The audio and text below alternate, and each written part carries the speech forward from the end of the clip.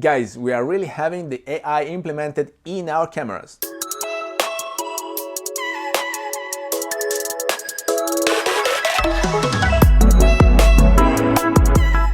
Hello everybody, welcome to the channel. Thomas Love here from beautiful Vancouver, British Columbia, and today I'd like to discuss with you this important news that we are having now, AI also in our cameras with the newly announced Sony A7R 5. I know you are watching a lot of reviews these days because it's new news. Only 2 days ago they released and announced this camera, and now all the YouTubers are playing with it. They are trying it, they are going out, they are doing tests about the new autofocusing, tracking, they are tracking insects, whatever. Guys, they put together in one body all the capabilities that they had in different Sony cameras, from the 61 megapixel sensor to a new dedicated AI processor that will manage the autofocusing and the tracking of different subjects: people, animals, cars, birds, even insects.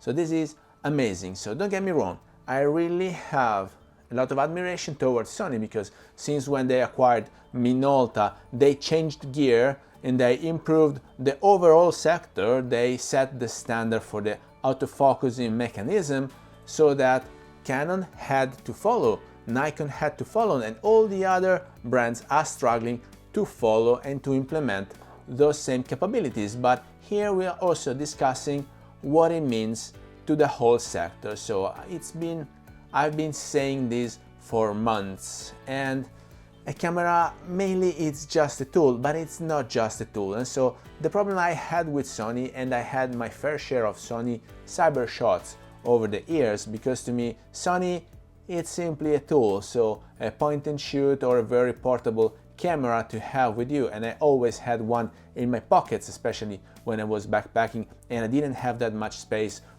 to carry on all of my gear. I picked up Sony, but I never picked up Sony for professional use. Why is that? The very first point that I want to make here is that how much are you willing to give away to the cameras? We spent decades, we spent a lot of years practicing, and in order to have our own experience, because we were told that we were smarter than the camera, and so we are all shooting manual right now, and we learned the hard way how to do that. And so if you're using these capabilities from Sony, you have to trust the camera. You have to trust the camera with the white balancing, you have to trust the camera with the autofocusing, with the exposure, and then in the end, even if you are snapping 20 zillion frames per second, and you will be able to pick up that special frame in the precise moment where the baseball hits the bat and you see the ball deformed around it, well, the camera did it. So I'm not getting excited that much when I see this shot, because I know that the only contribution the photographer had to that picture was to purchase a Sony camera with all those functionalities. While if with the same money you pick up any other camera, then your contribution to that very shot is much more important, because you are not relying on the technology, basically because the technology of many of the other brands is not as advanced as Sony. So I've been saying this for months. We are going toward the AI in our camera, and so we are having the AI implemented in post-processing softwares already, like ON1 or Capture One. We are having the AI implemented inside Sony cameras right now. So taken out of my words, in a few years cameras will be far smarter than now, and our contribution to those shots will be less and less, and maybe eventually also vanishing completely.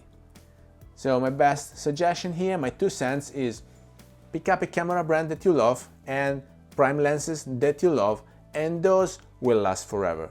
Those will never be outdated, while if you keep up going around the new technology, well, eventually you will never catch up, because they will always release a new model with new functionalities or with a better implementation, and this is exactly the case. Since when they released the a7 III, Sony, they sold tons of those. All the video makers had the Sony a7 III. It was such a popular camera, and I do understand that also for professional use, that camera with the autofocusing and tracking implemented that well was really reliable. Also the glasses, I'm not a big fan of Sony glasses, but they have very good capabilities, and so in the very end the photos that came out from Sony are technically good, are technically advanced. They have a lot of resolution, they have the perfect white balancing, exposure, they have all the aspects that really matter. They are implemented properly, but I'm not excited because that same camera in the hand of whatever person passes by will take the exact same picture, while for us, I mean, as a photographer, I really want to see where is my contribution, how I can make the shot special.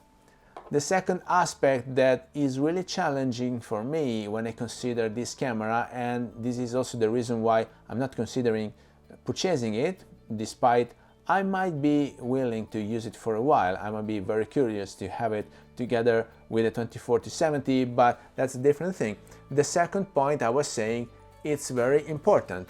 This camera has serious videos capabilities. This camera is able to shoot 8K videos or downsample to 6.2K or eventually 4K videos 60 frames per second, but I saw many reviews, guys. We have a serious problem with rolling shutter here. So before going that forward, before implementing 8K in a camera with a 61 megapixel sensor, if I were Sony, I would think how to fix this rolling shutter, because it translates into the fact that you cannot use it for your videos unless you are shooting stills. But if you are shooting stills, then you don't need to spend that much money, you don't need a full frame sensor, you might be willing to purchase the latest Sony Xperia, because in the same smartphone you will have the autofocusing and the tracking system that you have in this camera for a fraction of the price, and you can eventually also use it for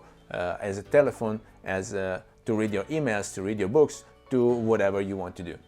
So don't get me wrong, this is a very good product, this is a special product. Maybe it's just not the product for me, but maybe it might be the product for you, especially if you use it for photography, for wedding photography, for landscapes, if you know your way around videos.